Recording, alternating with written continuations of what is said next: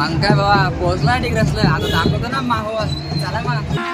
अभी मजा आएगा ना भिडो.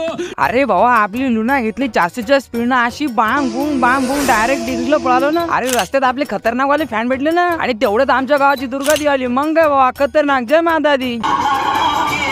निघलो डिग्रीला, तेवढ्यात लिंब्याचे पण खतरनाक वाले फॅन भेटले, आणि मग रस्त्यात आपले बाई लोक भेटले. शाबाश बेटा, बहुत बढिया. मग घेतला ना एक लाखाचा चष्मा.